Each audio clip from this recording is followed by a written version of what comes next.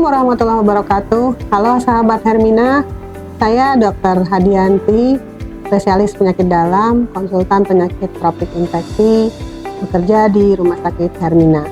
Kita mungkin akan membahas sedikit mengenai masalah asam urat dan rematik. Banyak yang dari kita mungkin belum mengetahui apa perbedaan antara asam urat dengan penyakit rematik lainnya.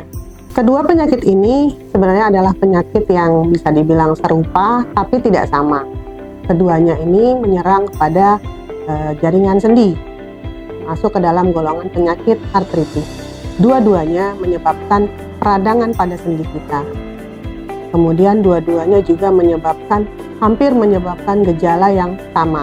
Gejala yang sama tadi adalah sama-sama mengalami kekakuan sendi, mengalami peradangan pada sendi, mengalami rasa nyeri pada sendi.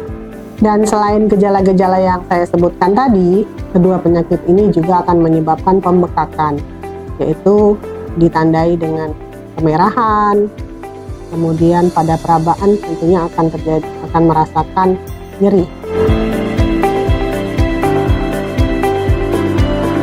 Mengenai perbedaan kedua penyakit ini, dapat saya jelaskan di sini. Untuk asam urat itu disebabkan oleh adanya penumpukan kristal asam urat di dalam jaringan sendi yang ditandai dengan kadar asam urat di dalam darah yang tinggi. Kristal ini akan menumpuk di jaringan-jaringan sendi tertentu. Kemudian untuk usia yang banyak terjadi pada usia muda, terutama pada laki-laki. Pada wanita dapat terjadi atau tidak? Bisa terjadi apabila wanita tersebut sudah menopause. Kemudian dari faktor resiko untuk asam urat tentunya adanya faktor-faktor seperti genetik, kemudian obesitas atau kelebihan berat badan, kemudian sering mengkonsumsi makanan-makanan yang tinggi purin, sayuran-sayuran hijau seperti kol, brokoli. Kemudian juga yang paling sering menyebabkan gangguan asam urat ini adalah konsumsi alkohol. Kita tadi sudah bicara mengenai usia dan makanan-makanan penyebabnya. Kemudian juga lokasi dari penyakit asam urat atau gout arthritis ini seringkali sebenarnya di banyak sendi bisa terjadi, tapi paling sering itu adalah di ibu jari kaki, kemudian di sendi-sendi kecil, baik itu di tangan ataupun jari-jari kaki, kemudian bisa di lutut ataupun di pergelangan kaki.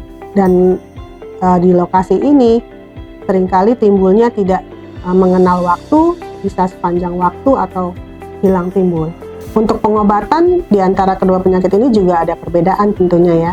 Untuk asam urat, kita akan berikan obat-obatan yang bersifat menurunkan kadar asam urat. Kemudian juga kita akan memberikan obat-obat anti nyeri. Kemudian juga kita juga akan memberikan saran kepada pasien tentunya untuk menghindari makan makanan tadi dan obat-obatan yang mungkin pernah dikonsumsi pasien yang dapat meningkatkan asam urat. Ini kita anggapnya sebagai bagian dari non-farmakologi. Bagaimana dengan penyakit rematik? Penyakit rematik ini tadi adalah disebabkan adanya sistem imun kita yang keliru menafsirkan sehingga berbalik menyerang kepada sendi-sendi kita. Akhirnya akan menimbulkan peradangan pada jaringan sendi juga. Nah, dari segi perbedaannya tadi, untuk usia penyakit rematik biasanya menyerang di atas umur 50-60 tahun.